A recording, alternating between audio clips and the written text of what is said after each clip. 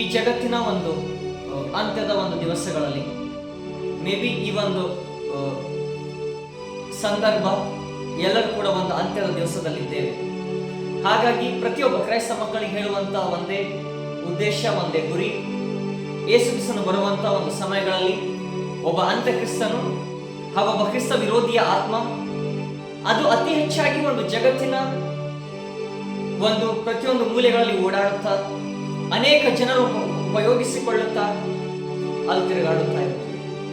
ಆದರೆ ನಿಮಗೆ ಹೇಳುವಂತದ್ದು ಏನು ಗೊತ್ತಾ ಪ್ರೀತಿಯ ಸಹೋದರ ಸಹೋದರಿಯರೇ, ಈ ಒಂದು ದಿವಸಗಳಲ್ಲಿ, ಈ ಒಂದು ಅಂತ್ಯ ದಿವಸಗಳಲ್ಲಿ ಒಬ್ಬ ನಿಜವಾದ ಕ್ರೈಸ್ತನ ಯಾರು, ಒಬ್ಬ ಸುಳ್ಳು ಬೋಧಕನ ಯಾರು, ಒಬ್ಬ ನಿಜವಾದ ಬೋಧಕನು ಯಾರು ಎನ್ನುವಂಥದ್ದು ಅರ್ಥವಾಗುವುದು ತುಂಬಾ ಕಠಿಣಕರ. ಯಾಕೆಂದರೆ ವೇಷಧಾರಿಯಾಗಿರುವಂತ ವ್ಯಕ್ತಿಗಳನ್ನ ನಿಜ ರೂಪವಾಗಿ ನೋಡುವುದು ತುಂಬಾ ಕಷ್ಟವಾಗಿದೆ. ನೀವು ಅಂದುಕೊಳ್ಳುತ್ತಾ ಇರಬಹುದು ಭಕ್ತಿಯ ವೇಷವಿದ್ದು ಒಳಗಡೆ ಪಾಪದ ಜೀವಿತಗಳು ಮಾಡುತ್ತಿರುವ ಅದೆಷ್ಟೋ ಜನಗಳು. ನಾವು ಹೇಳುವಂಥದ್ದು ಬೇಡ, ನೀವು ನೋಡೇ ಇರ್ತೀರಿ, ಪ್ರತಿಯೊಬ್ಬ ಕ್ರೈಸ್ತರಾಗಿರುವ ನೀವು ನೋಡುತ್ತಾ ಇರ್ತೀರಿ. ಹಾಗಾಗಿ ನಿಮಗೆ ಹೇಳುವುದೇನು ಗೊತ್ತಾ, ಒಬ್ಬ ನಿಜವಾದ ವ್ಯಕ್ತಿ ಯಾರು, ಒಬ್ಬ ಸುಳ್ಳ ವ್ಯಕ್ತಿ ಯಾರು ಅಂತ ಹೇಳಿ ಅರ್ಥ ಮಾಡಿಕೊಳ್ಳುವಂತ ದಿನಗಳು, ಆ ಗಳಿಗೆಗಳು ನಿಮಗೆ ಬೇಕಿಲ್ಲ. ನಿಮಗೆ ನಾನು ಹೇಳುವಂಥದ್ದು ಏನು ಗೊತ್ತಾ, ನಿಮಗೆ ನಾನು ಹೇಳುವಂಥದ್ದು ಇಷ್ಟೇ, ಅತಿ ಹೆಚ್ಚಾದ ಪ್ರಾರ್ಥನೆ ದೇವರಲ್ಲಿ ಮಾಡಲ್ಪಡಿ, ಅತಿ ಹೆಚ್ಚಾದಂತ ಬೈಬಲ್ ವಾಕ್ಯಗಳು ಓದುತ್ತಾ ಬನ್ನಿರಿ, ದೇವರ ವಾಕ್ಯಗಳನ್ನು ಕೇಳುತ್ತಾ ಬನ್ನಿರಿ. ಇಂದಿನ ದಿವಸ ನೀವೇನಾದರೂ ದೇವರ ವಾಕ್ಯಗಳನ್ನ ಅನುಸರಿಸದೆ ದೇವರ ಆತ್ಮದ ಅನುಸರಣೆ ಪ್ರಕಾರ ನಡೆಯದೆ ಬಿಟ್ಟರೆ ನೀವು ಕೆಟ್ಟು ಹೋಗುವ ಸಾಧ್ಯತೆ ಅತಿ ಹೆಚ್ಚಾಗಿರುತ್ತದೆ. ಹಾಗಾಗಿ ಪ್ರೀತಿಯ ಸಹೋದರ ಸಹೋದರಿ, ಅದೆಷ್ಟೋ ಸೇವಕರುಗಳಾಗಲಿ ವಿಶ್ವಾಸಿಗಳಾಗಲಿ ಅದೆಷ್ಟೋ ಜನ ಯೇಸು ದೇವರಲ್ಲ, ಯೆಹೋವ ಮಾತ್ರವೇ ದೇವರು, ಪವಿತ್ರಾತ್ಮನಿಲ್ಲ ಎಂಬುದಾಗಿ ಅದೆಷ್ಟೋ ಸೇವಕರಾಗಲಿ ವಿಶ್ವಾಸಿಗಳಾಗಲಿ ಸುವಾರ್ತೆ ಸಾರುತ್ತಲೇ ಇರುತ್ತಾರೆ. ಆದರೆ ಹೊಸದಾಗಿ ಬರುತ್ತಾ ಇರುವ ನೀವು, ಬೈಬಲ್ ಸರಿಯಾಗಿ ಅರ್ಥವಾಗದೇ ಇರೋ ನೀವು, ಪ್ರಾರ್ಥನೆ ಮಾಡದ ಕಡಿಮೆ ಸಮಯ ಮಾಡುತ್ತಿರುವ ನಿಮಗೆ ಅದು ಅರ್ಥವಾಗುವುದು ತುಂಬಾ ಕಠಿಣಕರ. ಯಾಕೆಂದ್ರೆ ಭಕ್ತಿಯ ವೇಷ ಬಿದ್ದಂತ ಒಬ್ಬ ಸೇವಕನಾಗಲಿ ಒಬ್ಬ ವಿಶ್ವಾಸಿಯಾಗಲಿ ನಿಮ್ಮನ್ನ ದಾರಿ ತಪ್ಪಿಸುವಂತ ಕೆಲಸ ಸೈತಾನ ಮಾಡುತ್ತಾ ಇರಬಹುದು. ನೀವು ಅಂದುಕೊಂಡಿರಬಹುದು ಅಂತ್ಯಕ್ರಿಸ್ತನು 666 ಮೃಗ ಅಂದರೆ ಒಬ್ಬ ಮೃಗದ ವೇಷದಲ್ಲಿ ಬರುವಂತ ವ್ಯಕ್ತಿ ಅಲ್ಲ, ಮನುಷ್ಯನ ವೇಷದಲ್ಲಿ ಬರುವಂತಹ ವ್ಯಕ್ತಿ. ಸೈತಾನ್ ಯಾವತ್ತೂ ಕೂಡ ನಿಜವಾದ ಸ್ವರೂಪದಲ್ಲಿ ಬರುವಂತ ಸೈತಾನನಲ್ಲ, ಮನುಷ್ಯರಲ್ಲಿ ಪ್ರವೇಶ ಮಾಡಿ ಅನೇಕ ಜನರನ್ನ ಕ್ರಿಸ್ತನ ಸೇವೆಯಿಂದ, ಕ್ರಿಸ್ತನ ದೇವರ ಒಂದು ರಾಜ್ಯದಿಂದ ಕದ್ದುಕೊಳ್ಳುವಂತ ಕೆಲಸ, ಬಿಸ್ನೆಸ್ ಮಾಡುತ್ತಾ ಇದ್ದಾರೆ. ಹಾಗಾಗಿ ಪ್ರತಿ ಕ್ರೈಸ್ತ ಮಕ್ಕಳು ಜಾಗರೂಕರಾಗಿರಿ. ಇಂದಿನ ದಿವಸ ನಿಮಗೆ ಅರ್ಥವಾಗದಿದ್ದರೆ ನಿನ್ನ ಆತ್ಮಕ್ಕೆ ನೀನು ಹೊಣೆಗಾರರು. ನಿನ್ನ ಆತ್ಮವನ್ನು ರಕ್ಷಣೆ ಮಾಡಲು ಯಾರು ಬರುವುದಿಲ್ಲ. ನೀನು ಸತ್ತ ನಂತರ ಯೇಸುವಿನ ಬಳಿಗೆ ಹೋಗಿ, ಯೇಸುವೆ ನನಗೆ ಗೊತ್ತಿಲ್ಲಪ್ಪ, ಆ ವ್ಯಕ್ತಿಯನ್ನು ನೋಡಿ ನಾನು ಕಲಿತೆ, ಈ ಪಾಸ್ಟರ್ ನೋಡಿ ನಾನು ಕಲಿತೆ, ಈ ವ್ಯಕ್ತಿ ನೋಡಿ ನಾನು ಅನುಸರಿಸಿದೆ ಅಂತ ನಡೆಯೋದಿಲ್ಲ. ಅಲ್ಲಿ ದೇವರು ಹೇಳುವಂತದ್ದಿಷ್ಟೇ, ನಾನು ಜಗತ್ತನ್ನ ಬಿಟ್ಟು ಹೋಗುತ್ತಿರುವಾಗ ನಿಮಗೆ ಹೇಳಿದ್ದು ಇಷ್ಟೇ, ಪವಿತ್ರ ಆತ್ಮನನ್ನು ಕಳಿಸಿಕೊಡುತ್ತೇನೆ, ಆ ವ್ಯಕ್ತಿಯನ್ನು ಅನುಸರಿಸು, ನಾನು ಬರೆದಿರುವ ಬೈಬಲ್ ವಾಕ್ಯಗಳನ್ನ ಓದು, ನನಗೆ ಕೆಲವು ಸಮಯಗಳ ಪ್ರಾರ್ಥಿಸು ಎಂಬುದಾಗಿ. ಆದರೆ ಅರೆ ಯಾರೋ ಒಬ್ಬ ವಿಶ್ವಾಸಿ ಹೋಗಿ ಡ್ರಿಂಕ್ಸ್ ಮಾಡಿದ್ನಂತ ನೀನು ಮಾಡಿದ್ಯಾ ಅಂತ, ಯಾರೋ ಒಬ್ಬ ಪಾಸ್ಟರ್ ಹೋಗಿ ಸ್ಮೋಕಿಂಗ್ ಮಾಡಿದ್ನಂತ ನೀನು ಮಾಡಿದ್ಯಾ ಅಂತ. ಏನು ವ್ಯತ್ಯಾಸ? ಬೈಬಲ್ ನಲ್ಲಿ ಎಲ್ಲೂ ಕೂಡ ಬರಲಿಲ್ಲ, ಬೈಬಲ್ ನಲ್ಲಿ ಎಲ್ಲೂ ಕೂಡ ಬರಲಿಲ್ಲ ಒಬ್ಬ ವ್ಯಕ್ತಿ ಹೋಗಿ ಸಿಗರೇಟ್ ಸೇದಬೇಕು, ಒಬ್ಬ ವ್ಯಕ್ತಿ ಹೋಗಿ ಕೆಟ್ಟ ಕೆಲಸ ಮಾಡಬೇಕು ಅಂತ ಹೇಳಿ. ಅವತ್ತಿನ ದಿವಸ ನೀನು ಸತ್ತ ನಂತರ ನಿನ್ನ ಪಾಪದ ಫಲಗಳು ನಿನ್ನ ಪರಲೋಕ ರಾಜ್ಯ ಹೋಗುವುದಕ್ಕೆ ಅಡೆತಡೆವಾದರೆ ಅವತ್ತಿನ ದಿವಸ ನಿನ್ನ ಆತ್ಮಕ್ಕೆ ಯಾರು ಹೊಣೆ? ನಿನ್ನ ಆತ್ಮಕ್ಕೆ ಹೊಣೆಗಾರರಾಗಿರಬೇಕಾದದ್ದು ನೀನು.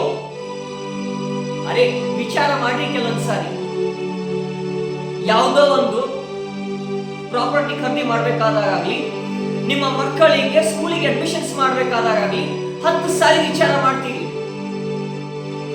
ಯಾವ ತರ ಅಂತ ಹೇಳಿ ನಿನ್ನ ಆತ್ಮಿಕದ ವಿಚಾರದ ಬಗ್ಗೆ ನೀನು ಯಾಕೆ ವಿಚಾರ ಮಾಡುತ್ತಾ ಇಲ್ಲ? ನಾನು ಸತ್ತ ನಂತರ ಪರಲೋಕ ಸೇರುತ್ತೇನೋ ನರಕ ಸೇರುತ್ತೇನೋ ಅಂತ ಹೇಳಿ. ಅದೆಷ್ಟೋ ಜನ ಕೆಡಿಸುವ ಜನ. ನಾನು ಅತ್ಯುಚ್ಚಾಗಿ ಹೇಳೋದಕ್ಕೆ ಇಷ್ಟಪಡುವುದಿಲ್ಲ ಒಬ್ಬ ಸೇವಕರ ಬಗ್ಗೆ ಆಗಲಿ ಅಥವಾ ವಿಶ್ವಾಸಿಗಳ ಬಗ್ಗೆ ಆಗಲಿ. ಆದರೆ ನೋಡುತ್ತಿರುವ ಒಂದು ಕೆಟ್ಟ ಮುಖಗಳು ಏನೆಂದರೆ,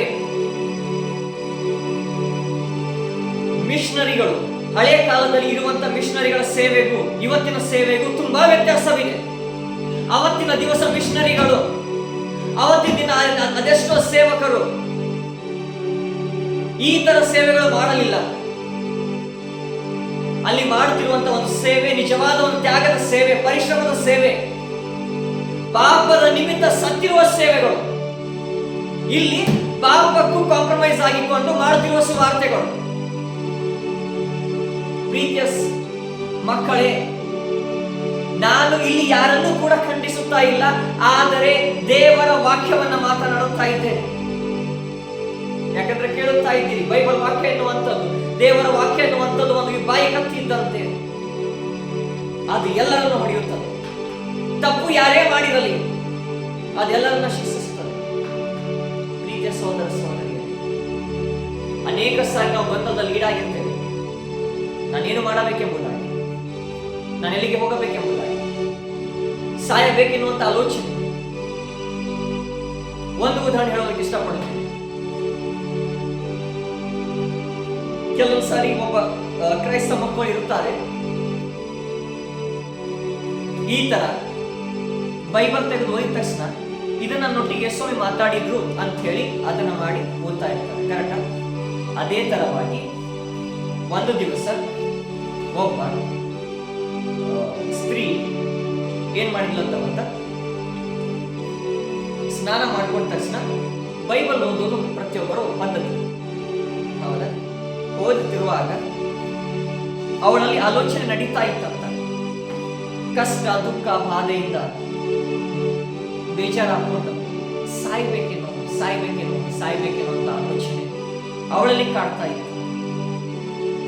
ಸ್ನಾನ ಮಾಡ್ಕೊಂಡು ಬಂದು ಬೈಬಲ್ ವಾಕ್ಯ ತೆಗೆದು ಓದಿದ ತಕ್ಷಣ, ನೀನು ಮಾಡಬೇಕು ಅಂದುಕೊಂಡದ್ದನ್ನ ಅತಿ ಬೇಗನೆ ಮಾಡಿ ಮುಗಿಸೆಂಬುದು. ಆ ವಾಕ್ಯ ಓದಿದ ಸ್ತ್ರೀ ಅವಳೇನ್ ಮಾಡ್ತಾಳೆ ಗೊತ್ತಾ? ಆತ್ಮಹತ್ಯೆ ಮಾಡಿಕೊಳ್ಳುತ್ತಾಳೆ. ಅದರರ್ಥ ದೇವರ ವಾಕ್ಯ, ದೇವರು ಈ ತರ ಮಾತಾಡಿದ್ರು ಎಂಬುದಾಗಿ ಅದು ತಪ್ಪು, ನಿನ್ನದು. ಹಾಗಾಗಿ ಯಾವುದನ್ನ ಯಾತಕ್ಕೋಸ್ಕರ ಮಾತಾಡಿದ್ದಾರೆ ಎನ್ನುವಂಥದ್ದು ಅರ್ಥ ಮಾಡಿಕೊಳ್ಳುವಂಥದ್ದು ನಮ್ಮ ಕೆಲಸ. ನಾವೇನ್ ಮಾಡ್ತೀವಿ ಕೆಲವು ಸಾರಿ ಇದೆಲ್ಲದೂ ಕೂಡ ವಿಚಾರ ಮಾಡ್ತಾ ಹೋಗ್ತೀವಿ. ಏನು ಗೊತ್ತಾ? ದೇವರಿಂದ ದೂರ ಆಗುವ ಕೆಲಸ ಮಾಡ್ತಾ ಇರ್ತೀವಿ. ಅದೆಷ್ಟೋ ಸಾರಿ ನೀವು ನೋಡಿಲ್ಲ ಗೊತ್ತಾ?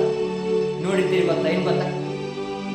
ಸೈತಾನನು ದೇವರ ವಾಕ್ಯವನ್ನು ಉಪಯೋಗಿಸಿಕೊಂಡು ವಂಚನೆ ಮಾಡ್ತಲೇ ಇರ್ತಾನೆ. ಹೌದಾ? ಇಲ್ಲಿ ಯೇಸುಸ್ವಾಮಿ 40 ದಿವಸ ಉಪವಾಸದಲ್ಲಿ ಇದ್ದಾಗ, ನೀನು ದೇವರ ಮಗನಾಗಿದ್ದರೆ ಮೇಲಿಂದ ಏನ್ ಮಾಡೋದು? ದುಮೋ ದೇವನನ್ನ ರಕ್ಷಿಸ್ತಾನೆ ನೋಡೋಣ. ಕರೆಕ್ಟಾ? ಅದೇ ತರವಾಗಿ ನಿಮ್ಮಲ್ಲಿ ಸೈತಾನ ಪ್ರವೇಶಿಸಬಹುದು. ನೀನು ಆತ್ಮಹತ್ಯೆ ಮಾಡಿಕೊಳ್ಳುವುದಕ್ಕೆ ನೀನು ಹೋಗು, ನಿನಗೆ ಉಳಿಸೋದಕ್ಕೆ ದೇವರು ಬಂದಾನೇನೋ ಅಂತ ಹೇಳಿ ನೀನು ಮೇಲಿಂದ ಹಾರು. ಕಷ್ಟ ಬಂತು, ರೋಗ ಬಂತು, ಸೈತಾನ ವಂಚನೆ ಮಾತುಗಳಲ್ಲಿ ಬಿಡಬೇಡಿರಿ, ಸೈತಾನ ಬಂಧನದಲ್ಲಿ ಬಿಡಬೇಡಿರಿ. ಹಾಗಾಗಿ ಪ್ರೀತಿಯ ಸಹೋದರ ಸಹೋದರಿಯರೇ, ನಿಮಗೆ ಹೇಳಬೇಕಾದದ್ದು ಇಷ್ಟೇ. ಈ ಒಂದು ಅಂತ್ಯಗಳ ದಿವಸಗಳಲ್ಲಿ ನಿನ್ನ ಆತ್ಮವನ್ನು ಜೋಪಾನವಾಗಿ ಇಟ್ಟುಕೊಳ್ಳುವುದು ಅತಿ ಹೆಚ್ಚಾದಂತಹ ಒಂದು ಅವಶ್ಯಕತೆಯಾಗಿದೆ. ನೀವು ಕೇಳ್ತಾ ಇದ್ದೀರ, ಅಲ್ಲಿ ಏನು ಗೊತ್ತಾ? ಪ್ರತಿಯೊಂದರಲ್ಲಿ ಮೋಸ ನಡೆಯುತ್ತಾ ಇದೆ ಎಂಬುದಾಗಿ. ಬಿಸಿನೆಸ್ ನಲ್ಲಾಗ್ಲಿ, ವ್ಯಾಪಾರ ಹೊಲಗಳಲ್ಲಾಗ್ಲಿ, ಅಕ್ಕಿ, ಗೋಧಿ ಏನಾದರೂ ತಗೊಳ್ಳಿ, ಪ್ರತಿಯೊಂದರಲ್ಲೂ ಕೂಡ ಮೋಸ ನಡೀತಾಲೇ ಇದೆ. ಅದೇ ತರ ಒಂದು ಆತ್ಮಿಕತೆಯ ದೃಷ್ಟಿಕೋನದಲ್ಲಿಯೂ ಕೂಡ ಮೋಸ ನಡೆಯುತ್ತಲೇ ಇದೆ. ಇದರಲ್ಲಿ ನಿಜ ಯಾವುದು, ತಪ್ಪು ಯಾವುದು ಎಂಬುದಾಗಿ ಹುಡುಕಬೇಕಾದದ್ದು ಅದು ನಿನ್ನ ಜವಾಬ್ದಾರಿ. ಮೋಸ ಹೋದರೆ ನಿನ್ನ ಆತ್ಮಕ್ಕೆ ನೀನು ಜವಾಬ್ದಾರಿ. ಹಾಗಾಗಿ ಪ್ರೀತಿಯ ಸೋದರ ಸೋದರಿಯರೇ, ಇಲ್ಲಿ ಮಾಡಬೇಕಾದದ್ದು, ಗಳಿಸಬೇಕಾದದ್ದು ಒಂದೇ, ಅದು ಯೇಸುವಿನ ಪ್ರೀತಿ ಒಂದೇ. ಒಂದು ಸಾರಿ ವಿಚಾರ ಮಾಡಿ.